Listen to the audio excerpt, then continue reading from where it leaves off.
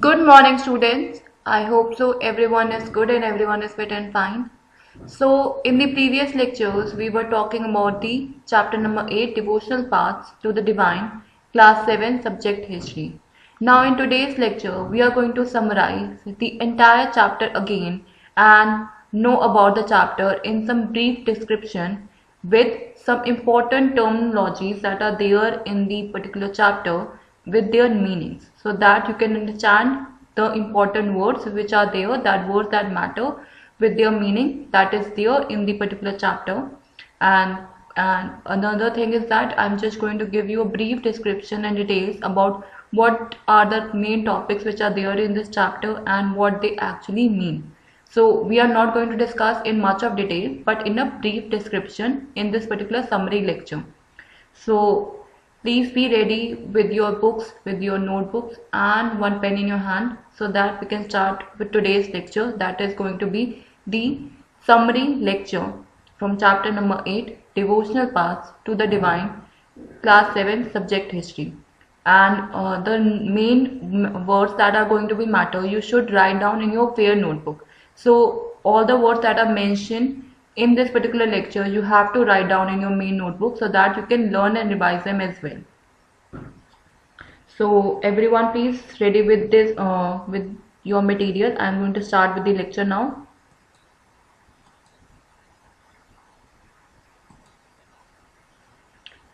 Wait a minute. First of all, let me just give you an introduction about the chapter, and then we'll start with the words that matter. So basically in this chapter we have studied about that many of the people we have seen, they perform different sort of rituals of worship, and they sing songs, they like in their own languages, in their own culture ways, and repeat the name of God in silence sometimes, and with that they present their devotion towards the God. And that particular intensity of their devotion and love towards God is a kind of a legacy that is going from past years, year after years, or generation after generation, that is coming up. And but all these rituals of worship may have developed in a certain way, but still we are following all of them in various kinds of Bhakti and Sufi movements that have evolved since the 8th century. Like the legacy that has been going on, that is from 8th century onwards. So that is why we are still here with the intense devotion of God that we have currently, with worship, with a lot of songs that we sing for them, and we repeat their names in the form of showing our love towards our God. So why this legacy is going on, how it is going on, so we are going to study that in different phases. So first of all, you should note down these particular words that matter. That is, these are the important words with their meanings I have given you here, and please everyone should note down these important words in your notebooks.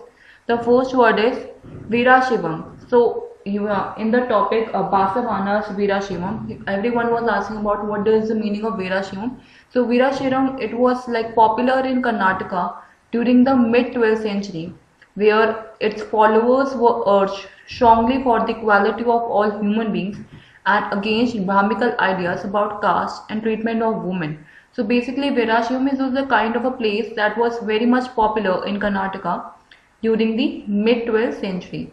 Now there were many followers who were mainly urging towards the equality of all human beings and against Brahmical ideas about caste and treatment of women there. Now the second important term is hagiography. Now what does hagiography mean? That you have heard that in the chapter also, that is a kind of biography of saint's life.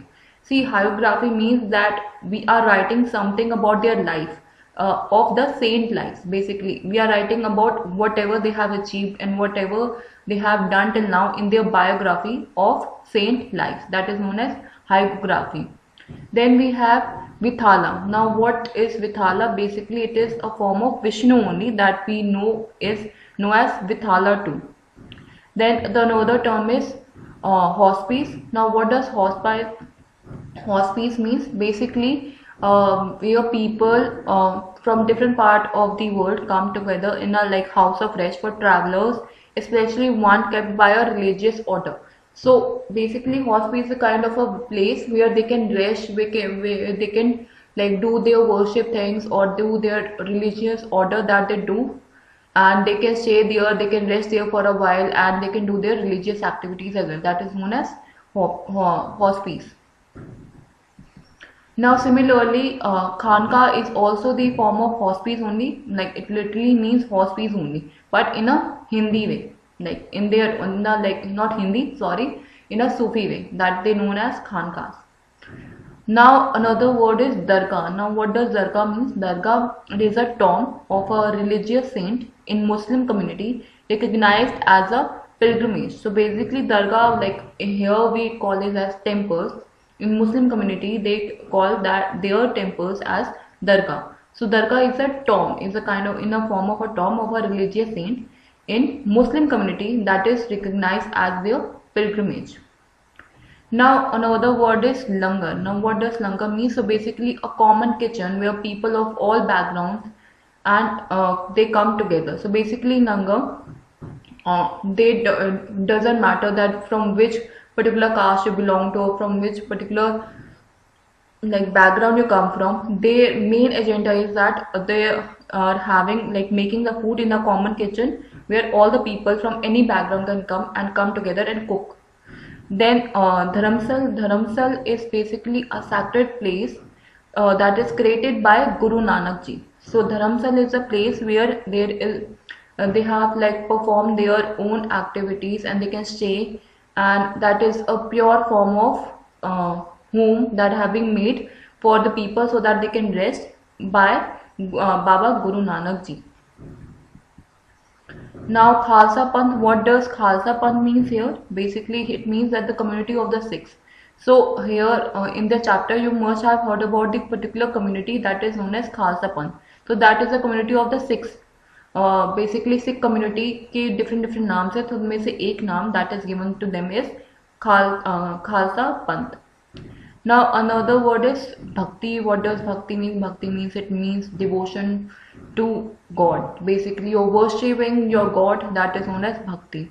Then another is Sufi. Sufi means it was a Muslim majestic that particularly means that in your own community and in your own religion you do your own religious work, that is known as Muslim majestic, that is known as Sufi.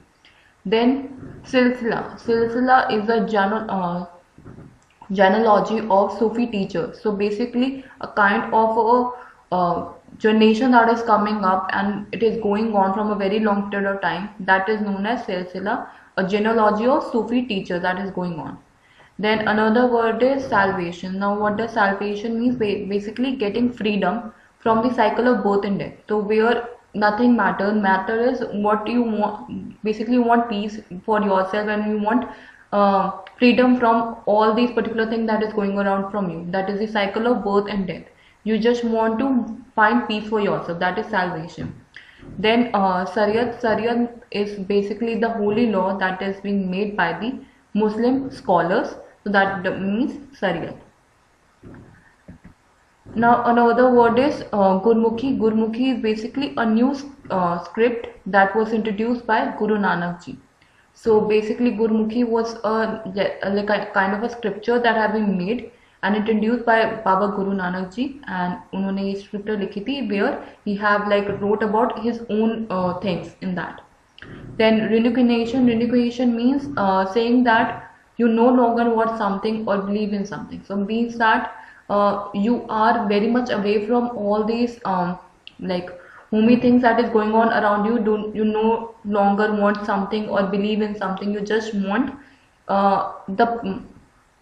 you are away from each and everything and you just want like mukti जिसे कहते हैं या फिर मोक्ष जिसे कहते हैं, you just want that. So that is renunciation. So these are the important words that matters from this particular chapter. Please note down in your notebooks. And now we are going to start with the summary lecture of this chapter. I'm not going to like discuss in a very detailed way. I'm just going to discuss it in a brief way. So the first topic is the idea of a supreme god. So what does supreme god means? That like before all these large kingdoms that have been merged, there were different kind of groups of people who worship their own god and goddesses. But now, as people are coming together, they want to worship, like, and they are big grown towns and trades and empires. So there is certain new ideas to begin to develop them. That is known as the supreme idea of God that is being made, where you have to just devote yourself towards God. You don't have to preach Him or like make them happy in certain ways. You just have to like worship them in your own ways as possible, and there is the one Almighty, that is the supreme God. There is no one else below them. You just have to follow their way and you have to follow their path and worship them. That's it. So the idea that all living things pass through this countless cycle of birth and rebirth and performing good deeds and bad came to be widely accepted by supreme God there. That like Krishna ji say कि कर्म करो और फल की इच्छा मत करो. The similar way they are saying that you just do good deeds and bad came to be widely accepted if you have done it in your own way, or if you haven't hurt someone that matters. So that's the idea of a supreme God that has been revealed there. Then similarly, the idea that all human beings are not equal even at birth gained around during this period. So but till now this discrimination is there, and at that point of time it was a lot more there, because they treat human beings not equally because of their birth. So this particular period they gained a lot more progress in this, because they believe that social privileges came from birth in a noble family or a high caste was the subject of many learned texts. So basically they want to abolish that. That was, they believe that all the social privileges that have been given because of their birth to this noble family or high caste system should be abolished, and they have written certain texts about them the same. Now many people were very uneasy with such ideas and turned to the teachings of the Buddha or the Jains, according to which it was possible to overcome social differences and break the cycle of rebirth through personal effort. Now basically after the idea of supreme God that came up, there were many people who were not in the favor of the such idea, and they want to turn to the teachings of Buddha only and Jains according to their own well-beings, and they want to overcome all the social differences that were coming across to them, and they want to break the cycle of rebirth through personal efforts that they want to make. So others felt attracted. Many were not like into this thought, but many were there. They felt attracted to the idea of supreme God who could deliver humans from such bondage if approached with devotion or bhakti. See, basically they want that कि आप अपनी worship दिखाओ to the Almighty and do your karam without any like thinking that what you will be getting in return. So that this particular thought attracted a lot of people around them, and the idea of the supreme God who could deliver humans from such bondage if approached with proper devotion or their bhakti. So this idea was advocated in the Bhagavad Gita too, which we know currently as it is very popular in the early centuries of the Common Era. Now they were supreme deities who were being worshipped throughout the country in various parts of the areas as well, like Shiva, Vishnu and Durga. They were known as the supreme deities that came to be worshipped through elaborate rituals. Now at the same time, all the god and goddesses they worship in their different areas came to be identified with Shiva, Vishnu and Durga only. Like I just told you that in different part of the country there were different kind of people who were worshipping their own gods and goddesses in different areas, and they were identified as Shiva, Vishnu and Durga at that point of time. Now in this particular process, local myths and legends become a part of these Puranic stories, and they have like introduced their own methods of worship that was recommended by all these Purana system, that how you have to preach your God and how you have to make them happy. All these things were introduced into this local cults. Now eventually the Puranas also laid down that it was possible only for the devotees to receive the grace of God regardless of their caste, status and anything. So the idea of bhakti becomes so popular that even Buddhists and Jainis were started adopting this particular idea of supreme God at that point of time. Now another topic that is here in this chapter is a new kind of bhakti in South India that is known as Jnanas and Alvas. Now, basically, the Jnanas and Alvars have led religious movements in South India during the 7th to 9th centuries. Now, the Jnanas were the devotees of Shiva, while the Alvars were the devotees of Vishnu here. So, they came from all castes, including those who consider them as untouchable, like the Pulyar and the Pannas.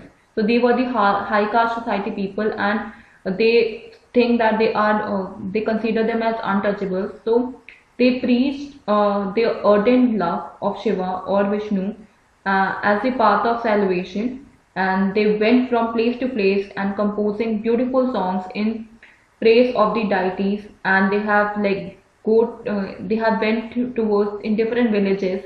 They visited and they set them into music. Like they went to different places, they go there, they experience there, visit there, and they preach, they explore their music in these kind of different places. So there were 63 Nayanas who belonged to different caste backgrounds, and there were 12 Alvars who came from equally derived backgrounds. So that's the entire thing about the Nayanas and Alvars. Like they drew upon the idea of love. So basic thing, if you want to write down in front what are their importance or significance, so you can write down this point as well, that they drew upon the ideals of love and heroism as found in the Sangam literature. So that was the Tamil literature that was being composed during the early centuries of the Common Era, where they have wrote about Vishnu and Shiva only, Lord Shiva and Lord Vishnu only, and they have blended them in the values they have blended in these their particular songs and literature all the values of bhakti that they have teach or taught. So the Jnanas and Alvars went from place to place composing their own songs and praising their own god in different villages. They visit there and set them into music. And there were 63 Jnanas who belonged to different castes and backgrounds, and they were particularly 12 Alvars who came from equally derived backgrounds. That you can see it here, that there are two sets of complications of their songs. There were 12 Alvars who came from equally derived backgrounds, the best known being Periyaval, his daughter Andal, and different songs are there that is compiled into Divya Prabandham. Now, between the 10th and 12th century, the Chola and Pandya kings, they built elaborate their temples around many of the different shrines visited in the saint points, and they strengthened the links between the Bhakti tradition and the temple worship. So this was also the time when their poems were compiled and hagiographies, basically the saint life, the biography of the saint lives were being written, and Alvars and Nayanas were the one who were composing them. So today we use these kind of texts as sources to know about these Bhakti tradition that was going on, or written histories that have been made, so that we can know about the different forms of Bhakti system. Now another topic, the most important topic that is there, is about philosophy and Bhakti. So there were two philosophers that were there, and that they were the most important philosophers of the time, that introduced their own ways of Bhakti, and they have told about different sort of theories over them. The first one is Shankara. Like he was one of the most influential philosophers of India. He was an advocate of Advaita, or we can know this person as doctrine of the oneness of the individual soul and the supreme God, the ultimate reality that we can tell about this particular person. See, basically want to advocate that the ultimate reality is that we should find one in ourselves, the individual soul that we are up to know about the Almighty. We need to know and connect towards a God, to the path of peace only. So basically for him, the oneness of the individual soul and the supreme God is the ultimate reality. What is your reality, what you have done till now, and what is your particular reality to meet your own God. So he taught that Brahman, the only or ultimate reality, was formless and without any attribute. So basically you don't have to preach anything, you don't have to show different gestures of worship. Your deeds, your reality can tell about what kind of love towards your goddess, and that is your individual soul can and connect you towards your supreme god. So basically he taught that Brahman is the only or ultimate reality, was formless and without any attribute. He considered the world around us as an illusion or Maya that is here, and you have to come up with that. Like, you don't have to be a part of that particular Maya or illusion. If you want to connect to your God, you just have to leave each and everything aside, and you need to connect towards your God. So, and preach renunciation, that you no longer like want or believe in something of the world, and you want to adopt the path of knowledge to understand the true nature of Brahman and attain the salvation. Now another philosopher that was mainly there was Ramanujana. So he was also deeply influenced by the Alvars. He preached that the best means of attaining salvation was through intense devotion towards Vishnu. So basically, in his mind, Vishnu in his grace helped the devotee to attain the bliss of union. Means that if we all come together and we devote towards Vishnu, he can unite each and every one, and he can bless them with his like blessings. So he propounded the doctrine of Vishwadita, of qualified oneness, in that the soul, when united with the Supreme God, it remains distant with everyone. Now another main topic that is here is Basavanas and Virashivam. So if you have read about Basavana and Virashivam, there you can know about that. They connect. Basically, they were Tamil Bhakti movement and temple worship movement that was coming up at that time. So in turn, they lead to a reaction that was the best representation of Virashiva movement, that was initiated by Basavana.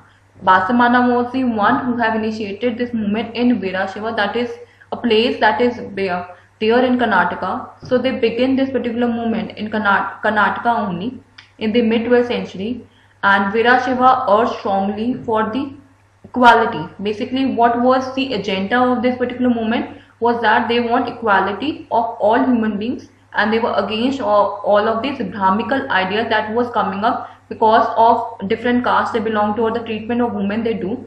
So they were also against of all forms of rituals and idol worship as well.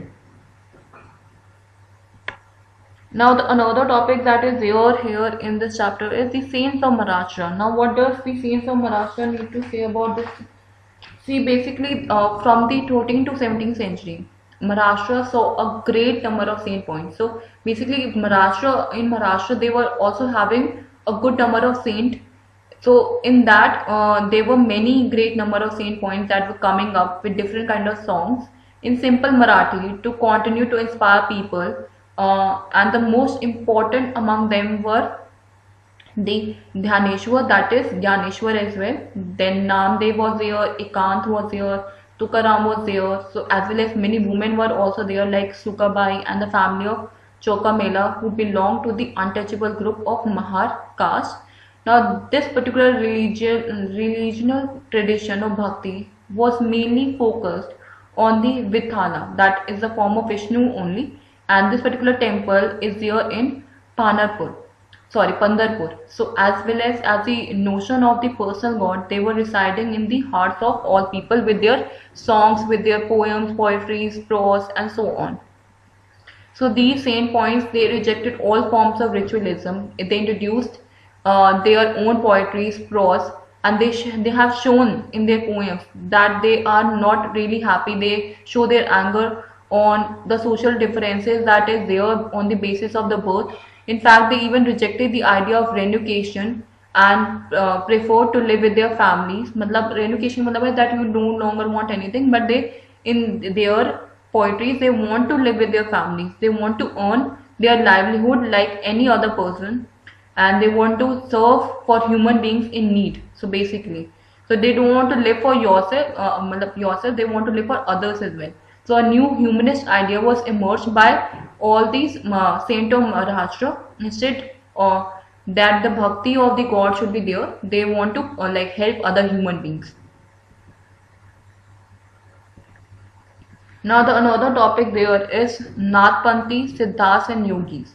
So basically a number of religious groups that emerged during this period, they criticize the rituals and other aspects of regional orders. So this particular thing, they just want to know and preach about the method on which you can train yourself and you can reach towards a path where you want to achieve. You want to like they were also in the favor of salvation only. Like they want to want that if you want salvation for yourself, you need to train your mind in a way. You need to do certain activities that can like give you peace, and you can directly connect towards your God. So there they have introduced certain method, that is meditation, yoga asana, and different sort of like breathing exercises and so on, that you can do, so that if you want to like connect towards your God and you want to find peace for yourself, you can do it through this method. So basically to achieve this, they advocated intense training of the mind and body through practices like yoga asana, breathing exercises and meditation. So these were the different activities that have been shown to them. Now these groups become particularly popular among low caste system more, and their criticism of conventional religion created a ground for devotional religion to become a popular force in the northern India mostly. Now we are going to talk about the main topics. Now the first one is known is Islam and Sufism. That is basically about the Muslim community, how they devote towards their God, what kind of like history background that is there for this Muslim majestic. So basically they are different saints that had common with their Sufism, so much that they believe that they adopted many ideas of each other. Now Sufis were known as Muslim majestic, basically the Muslim community the people who are there in the Muslim community, that is there. Now they rejected all the religiosity and emphasized love and devotion towards the God and compassion towards all fellow human beings. And another thing is very much important in their community is that basically in their community many people were written about helping other people and following their own laws and system that is given in their holy book, that is in the Quran, that is being written there. But many were against them and they have made their own laws and their own ideology and theory, and they were following that, they want to follow that, and many people were attracting towards their ideology, their holy law. So there was in the 8th and 9th century there were many religious scholars. They developed different aspects of the holy law that they have named it as Shariat, and in there they have written about their theology of Islam that was very much different from which is written in Quran. While the religion of Islam is gradually becoming more complex because of this particular holy law, because the ideology that is given in their holy book, that is that is in the Quran, it was very much different from this that these scholars have been made. Now, but still many people were getting attracted towards it. So Sufis provided it with an additional dimension that favored a more personal devotion towards their God. So the Sufis often rejected the elaborate rituals and codes of behavior that demanded by Muslim religious scholars. Now basically in this they sought union with God much as a lover seeks his beloved with this degraded for the word. So basically जो सूफी वाले जो थे वो थे basic डिवोटर्स, जैसे हमारे यहाँ पे जो सेंट्स होते हैं उनके वहाँ पे सूफीज हैं, तो वो they usually follow the original one, the original idea of Quran that is being written here. So they were against of all these things. So they were in the favor of loving other people and following their own Quran. Like the saint points that are there, the Sufi too composed their poems expressing their feelings, and there was a rich kind of literature that has been made in different kind of prose that have been made, including anticodes and fables, and they developed around them a lot of more things like songs, prose and poems and so many other things. Like among the great Sufis of Central Asia, they were Ghazlis, Rumi and Sadi. Like the Nathpanthis, Siddhas and Yogis, they were also believed in the training of their mind and they want this kind of different way of reaching towards the God.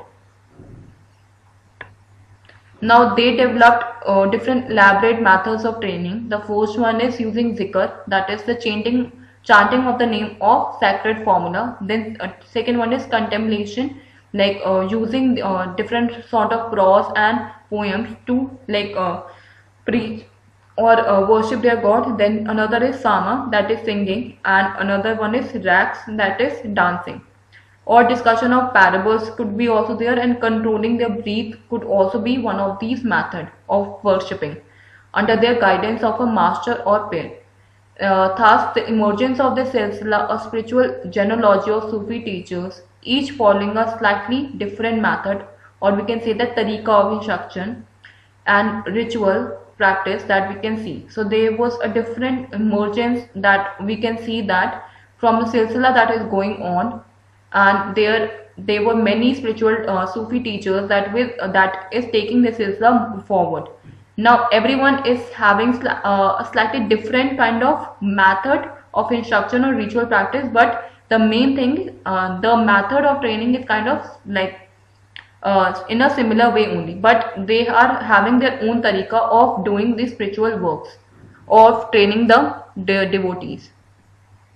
So there was a large number of Sufis who have settled into Hindustan from the 11th century onwards, and this process has basically strengthened the establishment of Delhi Sultanate there at that time. So the Christi Silsila was among the most influential orders of that Sufi period, and it had a long line of teachers where there were different kind of people who came together, and they have started their own worshipping methods in India.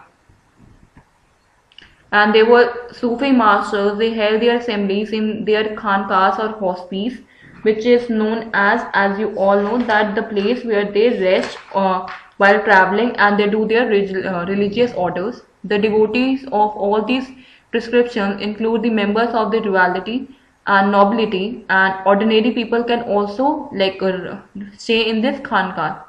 They discussed about their spiritual matters here, and they sought the blessings of the saints in solving their worldly problems, or simply attend the music and dance session in these particular khanqahs. People basically attribute Sufi masters with miraculous powers that could relieve others with their illness and troubles. And the tomb of Dargah, basically where the Sufi saints are taking places, they become a place of pilgrimage to which thousands of people now go there and worship their things. Now another main topic is new religious development that is seen in the North India. So basically in the period after the 13th century, they saw a new wave of Bhakti movement in North India, and this was the age when all these Islam, Brahminical Hinduism, Sufism, various strings of Bhakti, and Nathpanthis, Siddhas and Yogis influenced one another.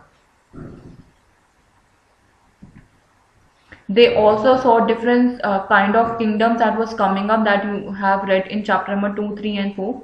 And people were taking up new professions and finding new roles for themselves, like craftsmen, peasants, traders and neighbors. They were having their own kind of working professions. Still they were finding their new ways of having a saint life and spread their ideas. Now some of them were basically known as Kabir and Baba Ramdev, who rejected all this orthodox religious thought that was building up at that point of time. See, basically Kabir was probably lived in the 15th century. He came in the 15th century. I'm just going to talk about that, but before that I just want to tell you about, there were others like Tulsidas and Surdas which were there. They were basically convinced the god in the form of Rama only. So basically for them the main spiritual idea that was here, that Tulsidas has conceived of God in the form of Rama only. And because Tulsidas was basically the composition, he have written that, you have read it also, about Ram Charan Manas, that was written in Awadhi, and that was a language that is first of all used in eastern Uttar Pradesh mostly. So it is important both as the expression of his devotee as a literary work, and Siddhas was an ardent devotee of Krishna. So Tulsidas was the devotee of Rama and Siddhas was the devotee of Krishna. And in his composition he have wrote about Krishna only, but he has compiled it with Surgasara and Survavali and Sahitya Lari, expressing his devotee towards Lord Krishna. Also his contemporary was Shankaradeva of Assam. And one more thing, he emphasized towards Lord Vishnu as well, and he has composed poems, uh, and he have plays. There have been different Nukkad Natak or plays that we can say that was there in Assam as well. So he began the practice of setting up namgar or houses of recitation and prayer, that practice and continue to date. Now there are different traditions also included different saints, that Dabudayal, Ravidas and Mirabai. Now Mirabai is one of the most famous persons here. That was she was a Rajput princess. She married into a royal family of Mewar in the 16th century, and Mirabai became a disciple of Ravidas, who was a saint from the caste considered to untouchables. But she was the extreme devotee of Lord Krishna, and she have composed enormous bhajans for him, for to show his love, intense devotion towards Lord Krishna. So her songs also openly challenge the norms of the upper caste and become popular in the different masses of Rajasthan and Gujarat at that point of time. Now there is a unique feature of most of the saints, that their work were composed in their different languages also, and they become popular from generation to generation. Till now we know about their songs and we read about their poems and poetries. Then usually their songs, we have them today as much as the creation of the song saints, as a generation of people who sang them. So they have become a part of our living populature culture as well.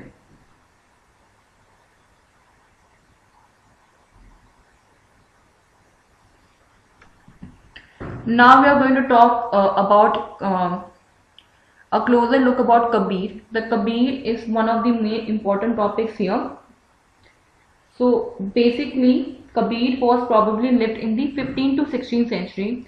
He was one of the most influential saints that we have, and he was brought up in a family of Muslim Jula or weavers settled family in or near the city of Benares, that is now known as Varanasi. So he was a kind of a little reliable information about what we have about the life of Kabir. We are going to talk about that we come to know of his ideas from a vast collection of what he has wrote in his Sakhis or in his purse that he have written, which are said to have been composed by him and sung by wandering bhajan singers. So that is what we have read about Kabir till now. Like in Kabir teachings, he was based on the complete, indeed, rejection of the major religious tradition form that worships method that was being coming up.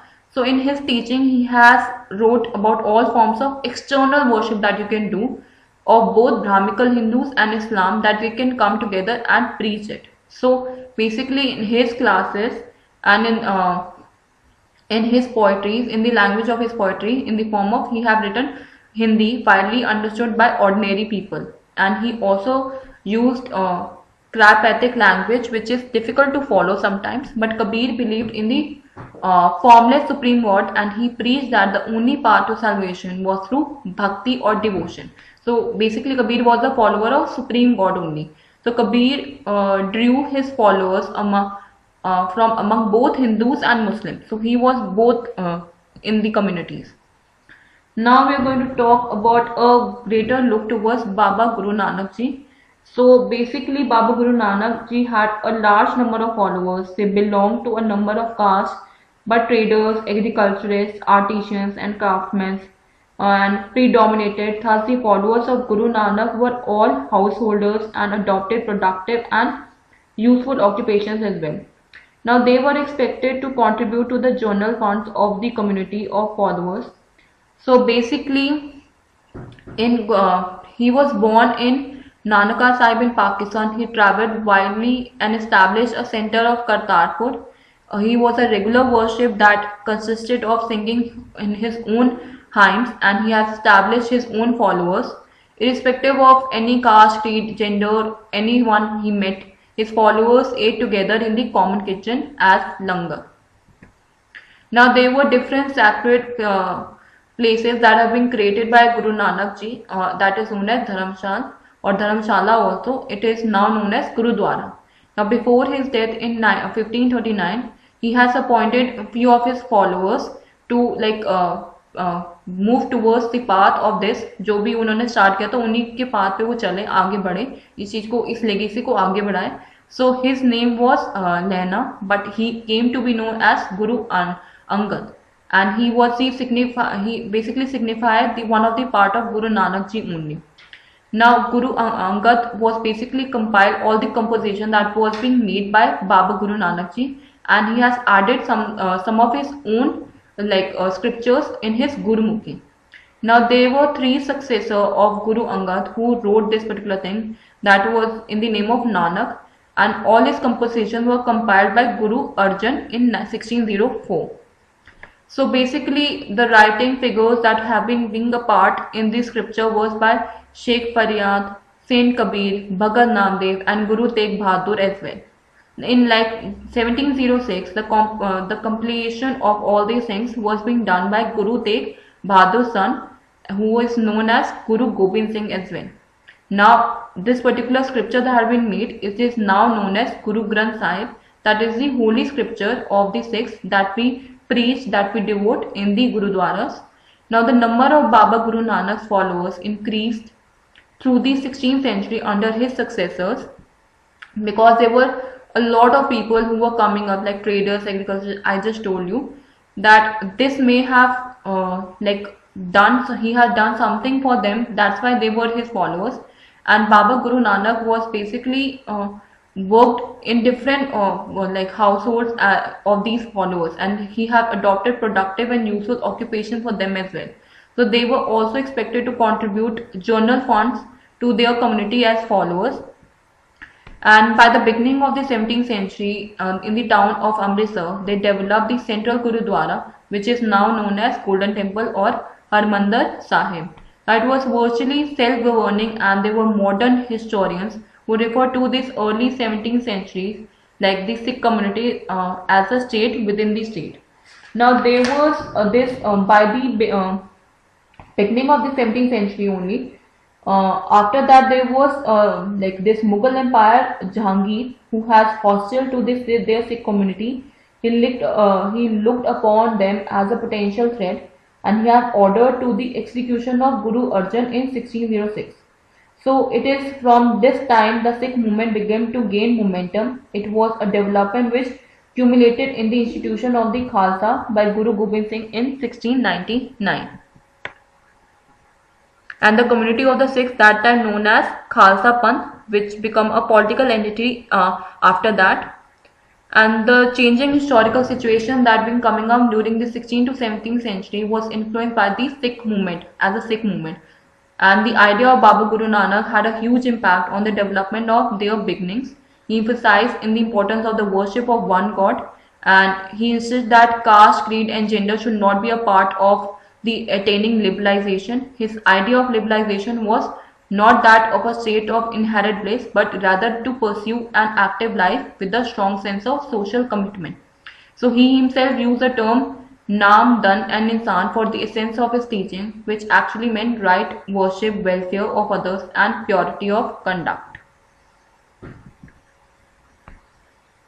Now in his teaching he have wrote about Naam Japna, Kirt Karna and Vanch Karna. So basically here, which also underline the importance of right beliefs and worship, honest living and helping others. Thus Baba Guru Nanak idea of equality had social and political implication. So this might partly explain the difference between the history of the followers of Baba Guru Nanak and the history of the followers of other religious figures of the medieval century as well. So that's it for the entire chapter. We are complete with the chapter. Now this is the assignment questions that you have to do. This is the assignment from this particular chapter that you have to do. There are only 6 questions that you have to do, and you have to know, write down in your notebooks. The first question is, write a brief note on new religious development in North India. Question number 2, who were the followers of Baba Guru Nanak Ji? Question number 3, what do you mean by Khankas? Question number 4, who was Kabir and how do we know about him? Question number 5, why was the Mughal Empire Jahangir hostile to the Sikh community? How did the Sikh movement gain momentum? And question number 6, the songs are as much a creation of the saints as a generation of people who sang them. Explain. So this is the assignment question that you have to do. And we are done with the chapter. If still you are having any queries related to today's lecture or any of the topic that you are not able to understand, you can let me know in the online class. We will discuss and I will explain you the topics again in the online class. So that's it for today's lecture. And let me know your queries in the online class. And thank you so much for listening to this lecture. And please take care of yourself.